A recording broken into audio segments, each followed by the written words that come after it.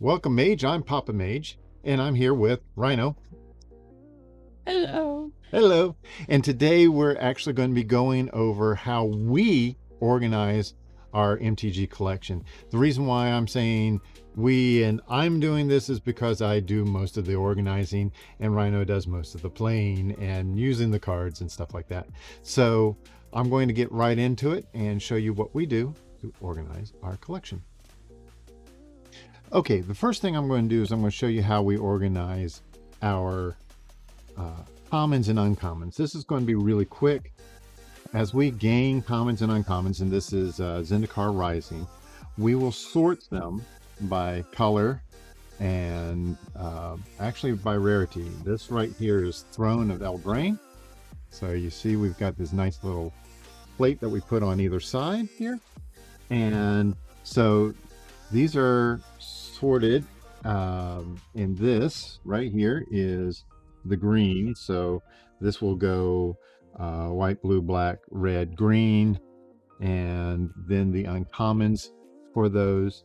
And we rarely keep more than 4 of any card, not because of standard rules or anything like that. It's just because in most cases with the commons, we just want to have just enough for building certain decks. And if there's a card that we know that's really good, that we're going to use a lot, we'll keep a few extra copies of it. But in most cases, we just do, 4 of, and then the rest go into a pile that we kind of keep for a little bit. And then they go into the vat for the MagiKids collection.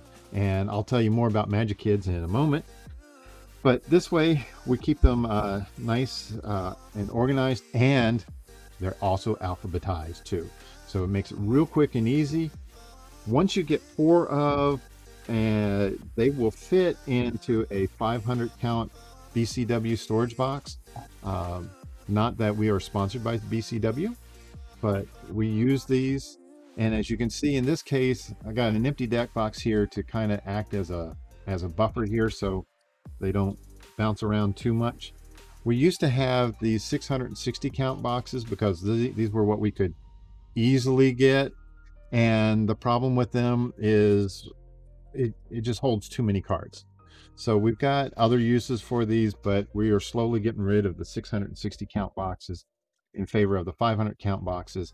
And these stack really nicely and in multiple configurations.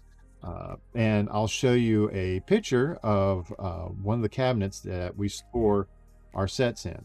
So that's what it looks like. And yeah, it's real simple. Super simple to store these.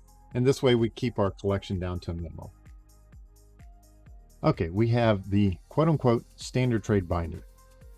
We don't really play standard that much. We do some a little bit. We play a lot of kitchen table Magic because Rhino teaches a lot of people how to play Magic, and we play some Pauper and stuff like that. But the reason why we keep a standard trade binder is not so much what's in standard, but maybe the last 2 years worth of cards, because most of the time when we go out and we're trading, that's what most people are looking for, is some of the more recent cards. So this way we keep the last couple of years worth of cards. So we've got Akora, we've got M21, we've got some War with the Spark. That's probably going to be coming out.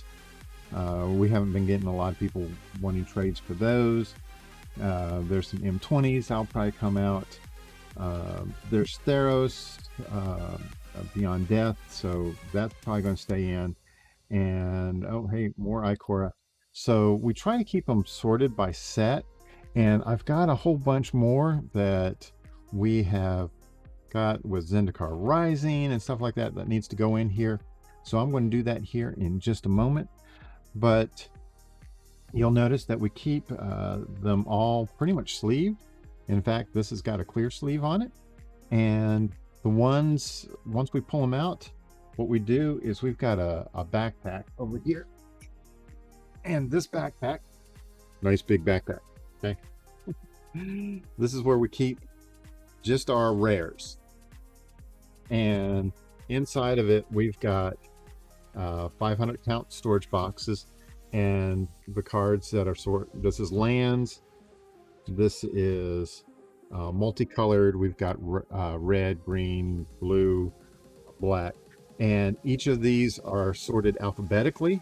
That way we can easily find if we've got the card or not.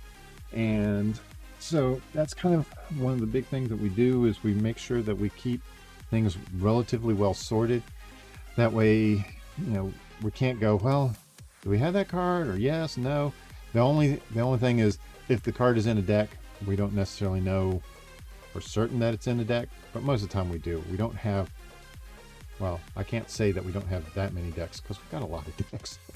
But as far as the more valuable cards go, we've got our red binder here. And our red binder has the more valuable cards in it. And generally speaking, these are cards that are, at least $2 in value. But in some cases, quite a bit more as we go through. In a lot of cases, we try to keep it relatively sorted by color, but that isn't always the case. So we have these for when we're looking for those more expensive cards. And yes, we've got some really expensive cards in here, but we got them in packs. We rarely buy cards as singles unless we're looking to build certain decks. And let's see, that's pretty much it for this sorting. But I'm going to go ahead and I'm going to pull these out and show you what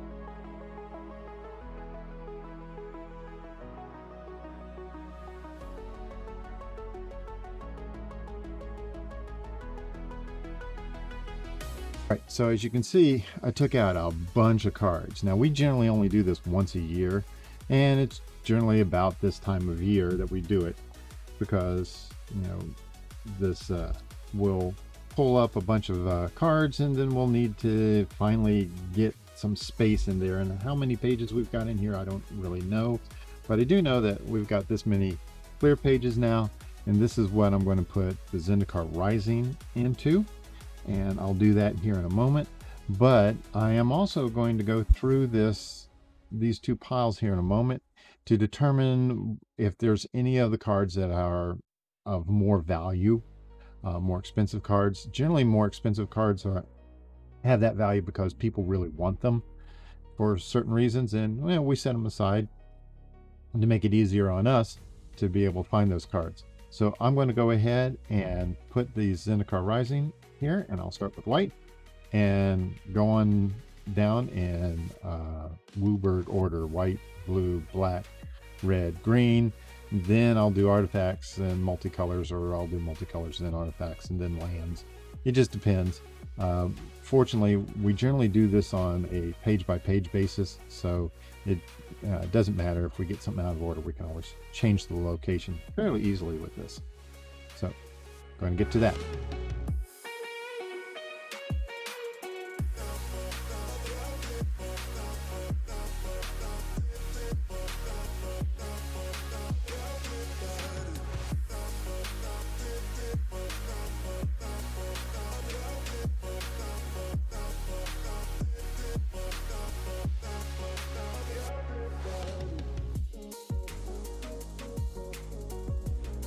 Sorted in here, and you'll notice that I have ended up in certain cases put multiple copies of cards together, and that's because we have multiple copies of those cards, but each one is in its own sleeve.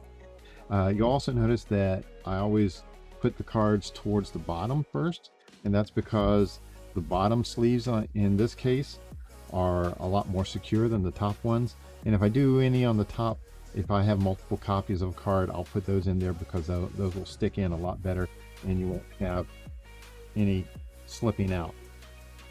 Now, I'm not going to be like the professor and throw this thing around and shake it around like that. But the next thing I'm going to do is I'm going to bring up the TCG player scanner and I'm going to scan these cards. And anything that's above $2 is going to go in a pile. Anything above $5 is going to go in a pile. And everything else is going to go in the lower cost pile, which get put into our bulk rares. Now, those bulk rares, in a lot of cases, if we have too many bulk rares, we will give those to MagiKids, or we will put those into decks that we give to new players. And MagiKids is a great charity, and they get cards from drafts and stores and things where they have just way too many commons and uncommons, and they will sort those in a fashion and send those out to schools that have after school magic groups, to anybody that's hosting a event, and we do those actually reasonably often. And we will go to place, and MagiKids will send us a box full of a bunch of cards. And in a future video, I am going to show you how we make basic decks for these people to start playing with, and then what we do to get them excited and swapping out cards and start their own deck building. So that's coming up real soon. But now I'm going to start scanning these using the TCG Player app.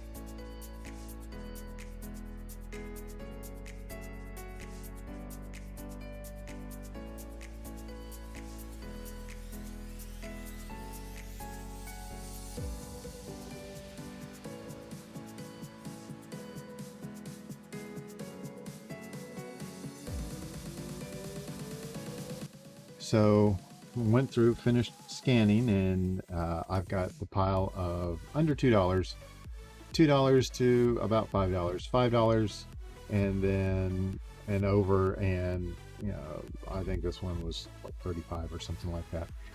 It was a box topper. So what we'll do is these will get sorted into those boxes of our bulk rares.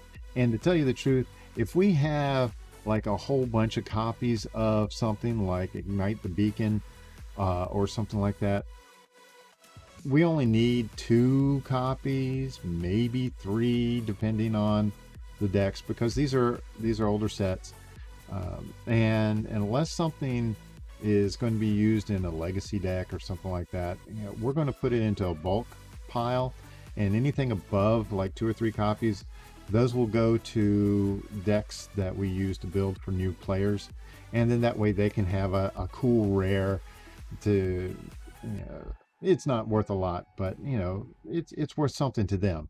And in a lot of cases, one of the things that we do is Rhino really doesn't like the foil cards, and as you saw, as we were trying to scan a lot of those foils, they wouldn't scan, so I had to pull them out and adjust things and all that.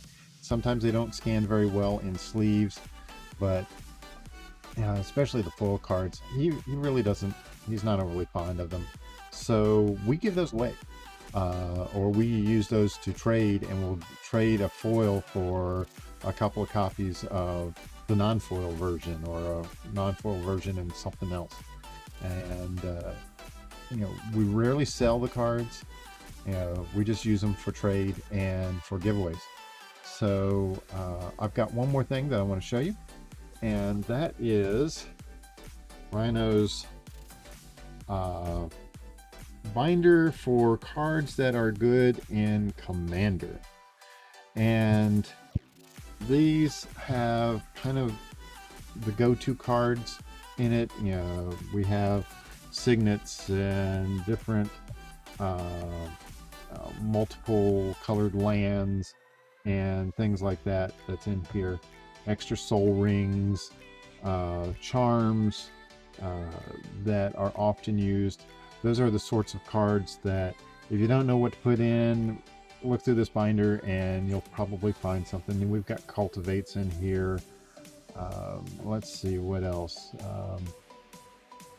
We've got, oh hey, what's this? This seems to be out of place here. Yeah, this should be in a sleeve and on this pile here. So, you know, these are often cards that when we take a pre-con deck apart, we will put the better cards in here in case somebody needs it for trade. And so the two binders that we often take with us wherever we go are this standard binder and this mostly good in commander binder. We rarely take any of the super expensive cards because, well, if somebody wants to trade for those, that, you know, we need to know them first, that sort of thing. Well, I hope that gave you some good ideas of how to organize your collection based off of how we organize ours.